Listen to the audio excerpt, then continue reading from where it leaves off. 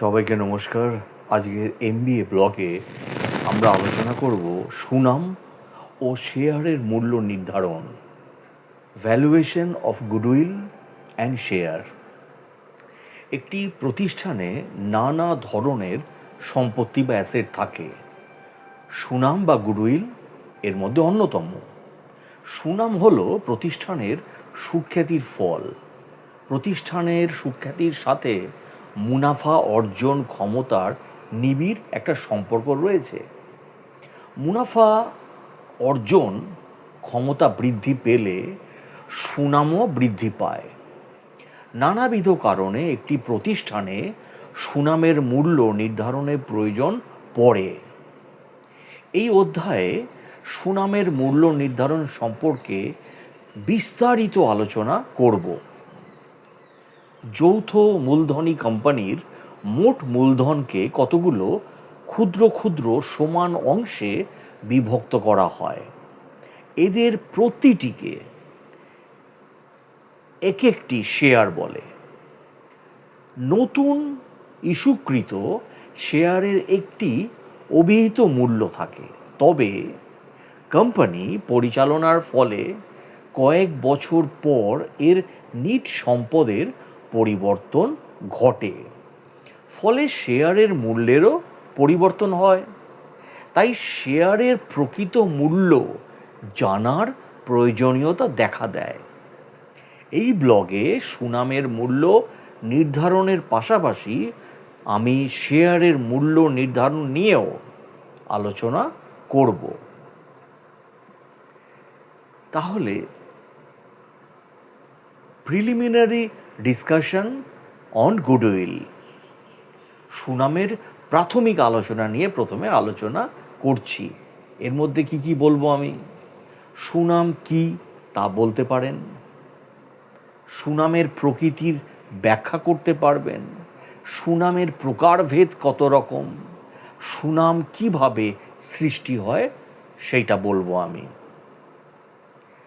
তাহলে সাধারণত সুনাম বলতে যশ বা খ্যাতিকে বোঝায়।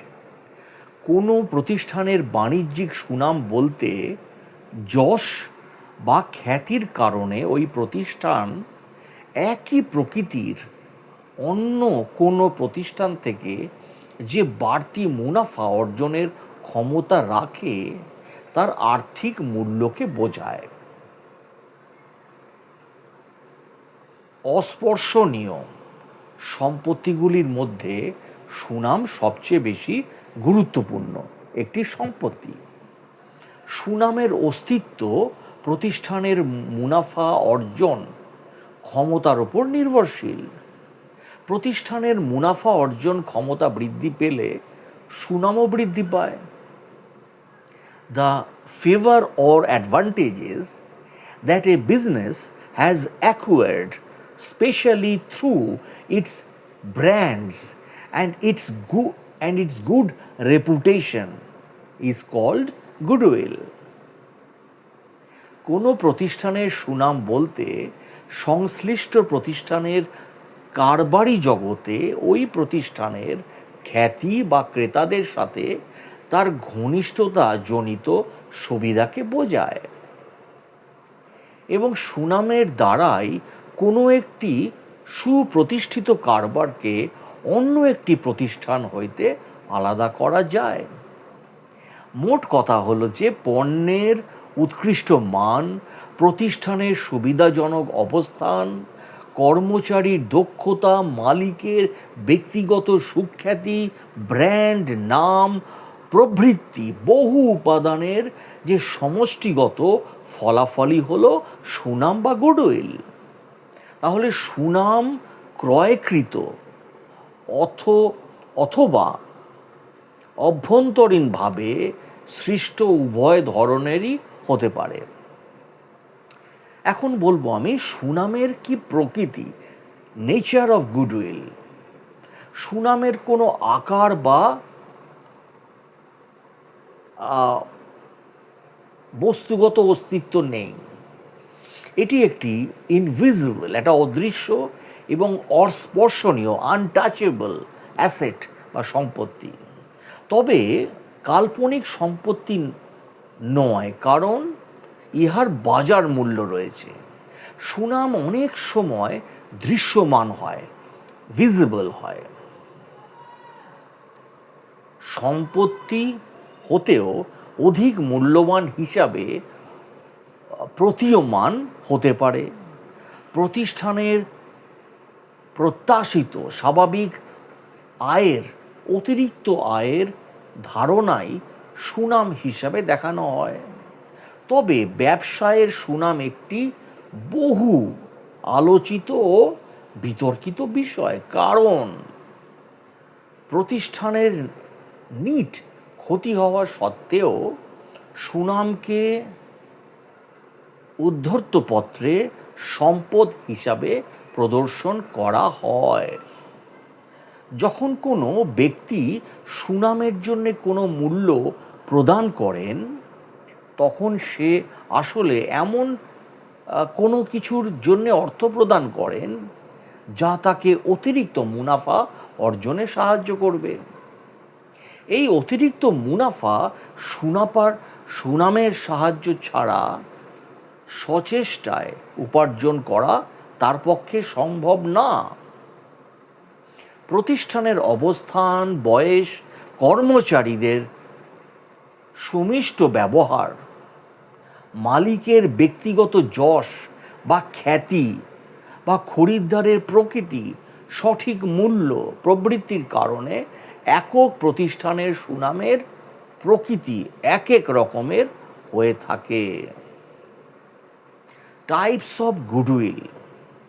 একটি প্রতিষ্ঠানের সুনাম হল অস্পর্শনীয় স্থায়ী অ্যাসেট, আনটাচেবল ফিক্সড অ্যাসেট। এক এক প্রতিষ্ঠান এক এক কারণে সুনামের অধিকারী হয়ে থাকে। সুনামকে বিভিন্নভাবে শ্রেণী বিভাগ করা হয়, যেমন ঐতিহ্যগত সুনাম। বহুদিন ধরে কারবার পরিচালিত হলে, অর্থাৎ প্রতিষ্ঠান অনেক পুরনো হলে ভোক্তাদের মধ্যে উচ্চ প্রতিষ্ঠানের উপর আস্থা বিশ্বাস তৈরি হয়। এই আস্থা বিশ্বাস তৈরি হওয়ার কারণে সুনাম সৃষ্টি হয়। অবস্থানগত সুনাম একটি নির্দিষ্ট বাজারে, যা নির্দিষ্ট স্থানে বা নির্দিষ্ট এলাকায় একই ধরনের পণ্য বহুদিন যাবৎ পাওয়া গেলে ভোক্তাদের মধ্যে উচ্চ পণ্য প্রাপ্যতার বিশ্বাস তৈরি হয়, ফলে প্রতিষ্ঠানের সুনাম সৃষ্টি হয়। পণ্যের সুনাম। যে কোনো প্রতিষ্ঠান যদি দীর্ঘদিন ধরে গুণগত পণ্য সরবরাহ করে, তাহলে উক্ত পণ্য ব্র্যান্ড হিসাবে ভোক্তাদের কাছে পরিচিত হয়ে ওঠে। তাতে প্রতিষ্ঠানের সুনাম সৃষ্টি হয়। ব্যবস্থাপক বা পরিচালক মণ্ডলী দক্ষতা ও অভিজ্ঞতার সাথে কারবার পরিচালনা করলে প্রতিষ্ঠান ব্যবসায়িকভাবে সফল হয় এবং সুনাম তৈরি হয়। প্রতিষ্ঠানের কোনো দক্ষ কর্মচারী, কর্মকর্তা বা সুপরিচিত মালিক পক্ষের বিশেষ কোনো সুপরিচিত কারণে অনেক সময় সুনাম সৃষ্টি হয়। এবারে আলোচনা করব সুনাম সৃষ্টিতে সাহায্যকারীর উপাদানসমূহ, the factors that helping for creating goodwill. সুনাম একটি প্রতিষ্ঠানের অদৃশ্য সম্পত্তি, এটা আমি পূর্বে বলেছি। একটি প্রতিষ্ঠানের সুনাম সৃষ্টিতে বিভিন্ন ধরনের প্রস্তাব বিস্তার করে। এর মধ্যে ক্রেতার সাথে সুমিষ্ট ব্যবহার, পণ্য ও সেবার উৎকৃষ্টতা, গুণমান বা গুণাগুণ, পরিচালনা বা ব্যবস্থাপনার সাথে সংশ্লিষ্টদের ব্যক্তিগত সুনাম দক্ষতা, প্রতিষ্ঠানের সুবিধাজনক অবস্থান, এছাড়া গ্রন্থস্তত্ত্ব বা পেটেন্ট তত্ত্বের অধিকার, ব্যবসায়ের প্রকৃতি এবং কাঁচামাল সংগ্রহের সুবিধা। তাহলে আমরা কি বলতে পারি অ্যাজ এ সামারি হিসাবে? সুনাম একটি প্রতিষ্ঠানের সুখ্যাতির ফল, প্রতিষ্ঠানের পণ্যের মাল, সেবা, কর্মচারীদের দক্ষতা, আন্তরিকতা এবং ভোক্তাদের আচরণের উপর সুনাম অনেকাংশে নির্ভরশীল। সুনামকে আমরা বিভিন্নভাবে শ্রেণীবিভাগ করতে পারি, যেমন ঐতিহ্যগত সুনাম, অবস্থানগত সুনাম, পণ্যের সুনাম, পরিচালনগত সুনাম, ব্যক্তিগত সুনাম ইত্যাদি। ক্রেতার সাথে সুমিষ্ট ব্যবহার, পণ্য বা সেবার উৎকৃষ্টতা এবং প্রতিষ্ঠানের সুবিধাজনক অবস্থান প্রভৃতি সুনাম সৃষ্টিতে সাহায্য করে। এবারে আমি আলোচনা করব সুনামের মূল্য নির্ধারণের প্রয়োজনীয়তা ও প্রস্তাব সৃষ্টিকারী উপাদান, ইংরেজিতে necessities of and factors affecting the valuation of goodwill. কোনো প্রতিষ্ঠান যখন বিক্রয় করা হয় কিংবা প্রতিষ্ঠানে যখন মালিকানা বা সাংগঠনিক কাঠামোতে পরিবর্তন আসে, তখন সুনামের মূল্য নির্ধারণের প্রয়োজনীয়তা দেখা দেয়। কীরকম? একক মালিকানা প্রতিষ্ঠানটি অপর কোনো ব্যক্তির নিকট বিক্রয় করা হলে, প্রতিষ্ঠানটিকে অংশীদারি কারবারে রূপান্তর করা হলে, প্রতিষ্ঠানটিকে কোম্পানিতে রূপান্তরিত করা হলে সুনামের মূল্য নির্ধারণ করা প্রয়োজন। আর অংশীদারি কারবারের ক্ষেত্রে নতুন অংশীদার গ্রহণ করা হলে, পুরাতন কোনো অংশীদারের মৃত্যু বা অবসর গ্রহণ করলে, অংশীদারি প্রতিষ্ঠান একত্রীকরণ বা যদি গ্রসন করা হলে, এছাড়া অংশীদারদের মধ্যে মুনাফা বন্টনের হার পরিবর্তন হলে, অংশীদারি প্রতিষ্ঠান বিলোপ সাধন হলে, অংশীদারি কারবারকে কোম্পানিতে রূপান্তরিত করা হলে সুনামের মূল্য নির্ধারণ করা প্রয়োজন। আর যৌথ মূলধনী কোম্পানির ক্ষেত্রে দুই বা ততোধিক কোম্পানির একত্রীকরণ করা হলে, এক কোম্পানি অপর কোম্পানি ক্রয় করলে, কোম্পানির পুনর্গঠন ক্ষেত্রে হোল্ডিং কোম্পানি কিংবা সাবসিডিয়ারি কোম্পানির যৌথ স্থিতিপত্র প্রস্তুত করতে হলে সুনামের মূল্য নির্ধারণের প্রয়োজন হয়। এবারে আমি আলোচনা করব সুনাম মূল্যায়নে প্রস্তাব বিস্তারকারী উপাদান, factors affecting the valuation of goodwill. একটি প্রতিষ্ঠান চালুর সাথে সাথেই সুনাম সৃষ্টি হয় না। প্রতিষ্ঠানের কার্যাবলী বহুবিধ গুণাবলীর উপর ভিত্তি করে এবং ধীরে ধীরে প্রতিষ্ঠানের সুনাম গড়ে ওঠে। সুনাম সৃষ্টি ও মূল্যায়নে প্রস্তাব বিস্তারকারী প্রধান কয়েকটি উপাদান আমি বলছি এখন। প্রতিষ্ঠানের অবস্থান, ব্যবসায়ের প্রকৃতি, প্রতিষ্ঠানের বয়স, খদ্দেরের প্রকৃতি, পরিচালন দক্ষতা, ব্যক্তিগত নৈপুণ্য, মূলধনের পরিমাণ, সরকারের নীতি, পেটেন্ট এবং ট্রেডমার্ক জনিত সুবিধা, কাঁচামালের সহজলভ্যতা। তাহলে ইংরেজিতে আমি এগুলোকে কি বলবো? Location of the enterprise, then nature of the business, the third point is age of the enterprise, fourth point is nature of customers, fifth managerial efficiency, sixth point personal skill, seventh one is amount of capital, then a government policy, then advantages for patents and trademark, and last not the least a availability of raw materials. এরপরে আমি আলোচনা করব সুনাম মূল্য নির্ধারণের পদ্ধতি, methods of goodwill valuation. সুনামের মূল্য নির্ধারণের বিভিন্ন বিকল্প পদ্ধতি রয়েছে। এই পদ্ধতিগুলো অভ্যন্তরীণভাবে সৃষ্ট সুনামের মূল্য নির্ধারণের ক্ষেত্রে ব্যবহার করা হয়। যেমন অতীত গড় মুনাফার বর্ষ গুণক পদ্ধতি, সেটাকে ইংরাজিতে আমরা কি বলছি, purchase of past year average profit method. এই পদ্ধতিতে বিগত কয়েক বছরের যে অর্জিত মুনাফা গড়কে একাধিক বর্ষ সংখ্যা দ্বারা গুণ করে মুনাফার মূল্য নির্ধারণ করা হয়। এই পদ্ধতি খুবই সহজ এবং বহুলভাবে ব্যবহৃত পদ্ধতি। বিগত বছরের মুনাফার সাথে অস্বাভাবিক কারণে কোনো লাভ হলে তা বিয়োগ করে এবং কোনো ক্ষতি হলে তা যোগ করে দেখতে হয়। বর্ষ গুণক সংখ্যা সংশ্লিষ্ট পক্ষের উপর নির্ভরশীল। এছাড়া রয়েছে purchase of past years weighted average profit method. এই পদ্ধতিতে অনেকটা প্রথম পদ্ধতির অনুরূপ, তবে এখানে যে কয়েক বছরের মুনাফার গড় দেয়া হবে উচ্চ বছরের বা উক্ত বছরের গুরুত্ব অনুযায়ী তার যে ভার ওয়েট আরোপ করা হয়। তাহলে গুডউইল ইজ ইকুয়াল টু বলতে পারি past years weighted average profit into years purchase. এর পরের পয়েন্টে আমরা বলতেই পারি অতিরিক্ত মুনাফা ভিত্তিক পদ্ধতি, সুপার প্রফিট মেথড, এটা বলতে পারি।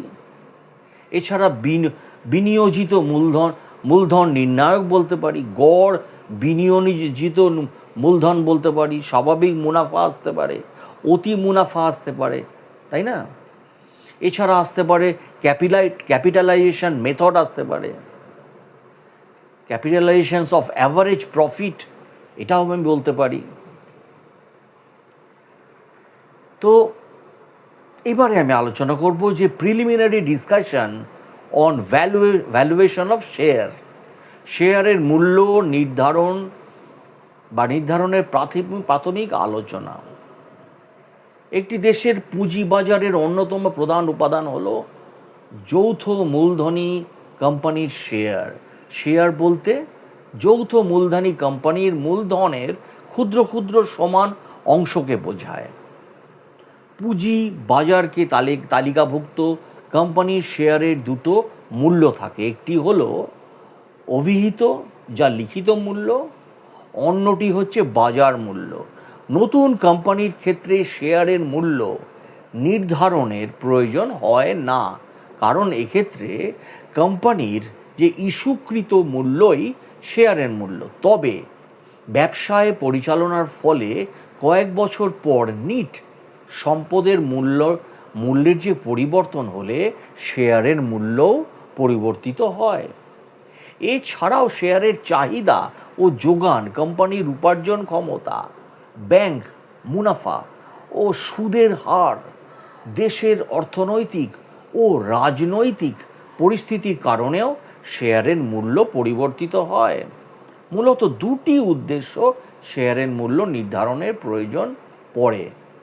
প্রথমটি হচ্ছে কোম্পানিটি শেয়ার বাজারে তালিকাভুক্ত না হলে, অথবা কোম্পানিটি তালিকাভুক্ত হলেও মূল্য তালিকায় উল্লেখিত মূল্য কোনো কারণে গ্রহণযোগ্য না হলে।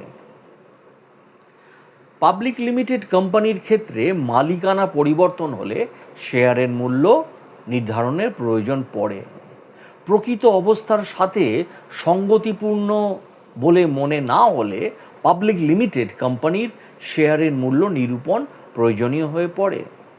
কোনো কোম্পানি জাতীয়করণ হলে শেয়ারের মূল্য নির্ধারণের প্রয়োজন হয়।